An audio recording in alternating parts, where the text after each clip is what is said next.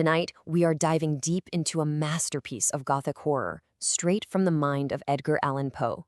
It's a story about a devastating plague, a really arrogant prince, and the terrifying foolishness of thinking you can just wall yourself off from the inevitable.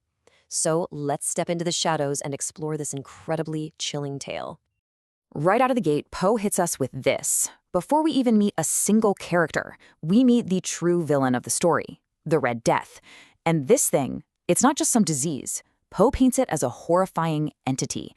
It starts with sharp pains, sudden dizziness, and then, get this, profuse bleeding from every single pore. The final stage is just called dissolution. And the most terrifying part? The entire process, from that first dizzy spell to your last breath, took only half an hour. 30 minutes. That's all you got. So, in the face of this unstoppable horror, you'd expect despair, right? Well, not for everyone. Meet Prince Prospero. Poe describes him as happy and dauntless and sagacious. Basically, while his entire kingdom was being cut in half by the plague, he was feeling pretty good about himself. And he came up with a plan. A grand, arrogant, and, well, ultimately a completely futile plan. The sheer audacity is just staggering.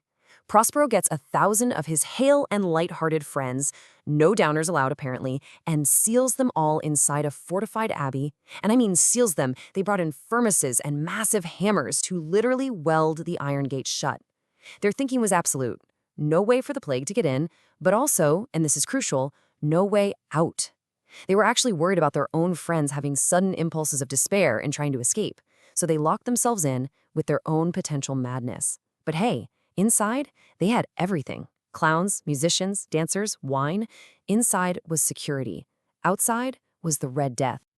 Okay, so fast forward about 5 or 6 months. They're all tucked away, partying, while outside the plague is raging more furiously than ever. So what does a guy like Prospero do? He throws a magnificent masquerade ball, of course. And the setting for this party is the perfect symbol of his mindset. It's this bizarre, winding suite of 7 rooms. But they aren't in a straight line. There's a sharp turn every 20 or 30 yards so you can never see more than one room at a time. It's a perfect architecture of denial. You literally can't see what's coming next. So let's walk through this suite. It starts in the east and moves west, just like the sun across the sky. The first chamber you enter is bathed in blue. And I mean everything. The tapestries, the decorations, and even the light filtering through the stained glass windows, it's all vividly, intensely blue. This is the beginning. This is birth, the dawn of life.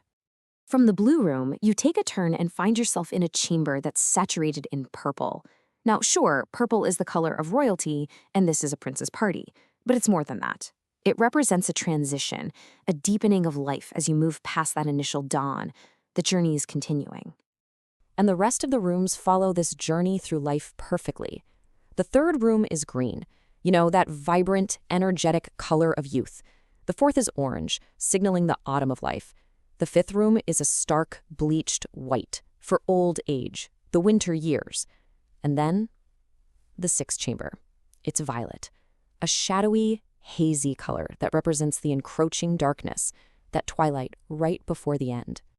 And that brings us to the final stop, the 7th room, at the westernmost end where the sun sets. This chamber was shrouded completely in black velvet tapestries. But here, Poe breaks the pattern. The window panes weren't black, they were scarlet, a deep blood color. This is the crucial detail. In every other room, the light matched the decor, but here, in the room of death, the blackness is illuminated by the color of blood. The effect was so ghastly that very few of the guests were brave enough to even set foot inside it. And of course, it was in this final, terrifying black and red room, standing against the western wall, that the party's other great symbol of mortality was placed. A constant, unavoidable reminder that time was ticking away for everyone, even behind welded iron gates. Now, this wasn't just some clock. Poe describes it as a gigantic clock of ebony. Its heavy pendulum swung with a sound he calls a dull, heavy, monotonous clang. It sounds more like a death knell than a timepiece. This clock isn't just an object. It's practically a character, a physical manifestation of time's relentless march toward the grave. It's a big, black stain on all the forced, frantic happiness of the party. And here's where you see the clock's real power. Every hour, on the hour, its brazen lungs would let out a chime. It was a deep, loud, musical sound, but it had such a peculiar, unsettling quality that everything just stopped. The musicians were forced to pause, the dancers froze mid-waltz, and a brief, chilling silence would fall over the entire party. And in that heavy silence, you can just feel reality creeping back in. You could see it on their faces. The most carefree, giddy partiers would suddenly turn pale. The older, more thoughtful guests would pass their hands over their foreheads as if lost in thought.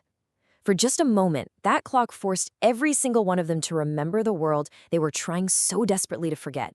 And then, as soon as the chime faded, a nervous laughter would ripple through the crowd, and they'd all swear not to be so silly next time. But they always were. The party raged on, getting more and more feverish. The heart of life was beating wildly in those 6 colorful rooms. But time, as it always does, kept passing. And eventually, the ebony clock began to sound the hour of midnight. 12. The music dies, the waltzers go still, and the clock begins to strike. 1, 2. But because there were 12 strokes to be sounded this time, the silence stretched on, heavier and more suffocating than ever before.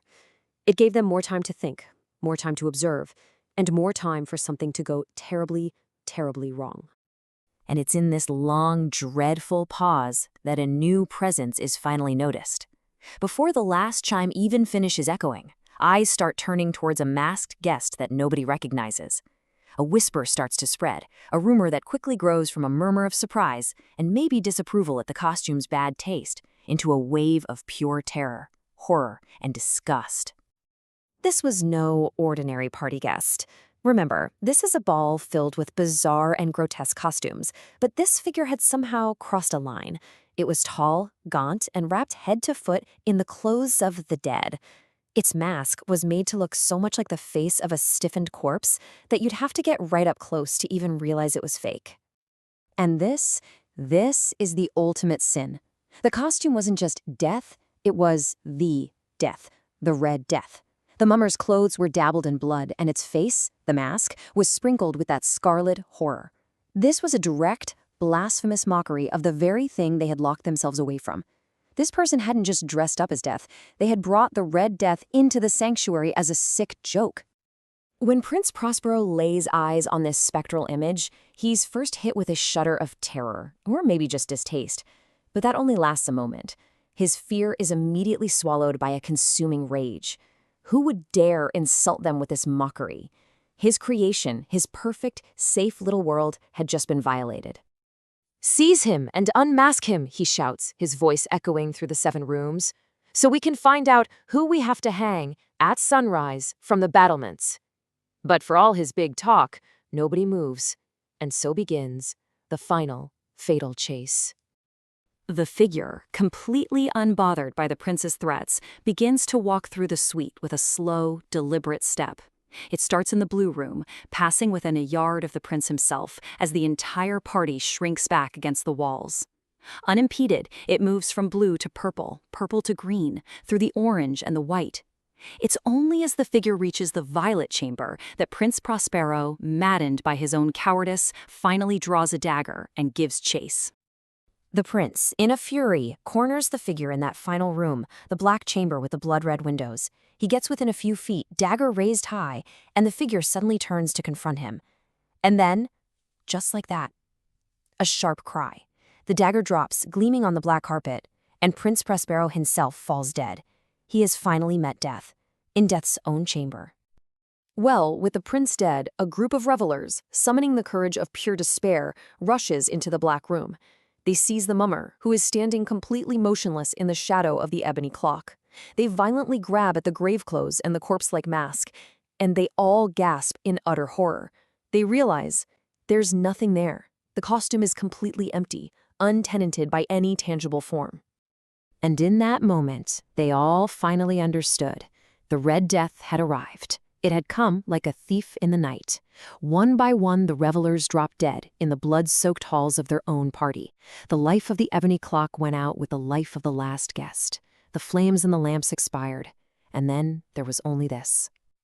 Poe's story is such a chilling allegory, isn't it? It's all about how futile it is to try and escape our own mortality. Prince Prospero built walls of iron, but the real walls were the ones he built out of his own denial. And in the end, death walked right through them without any effort at all. It leaves us with this timeless question to think about. What walls can we truly build against the things that are inevitable?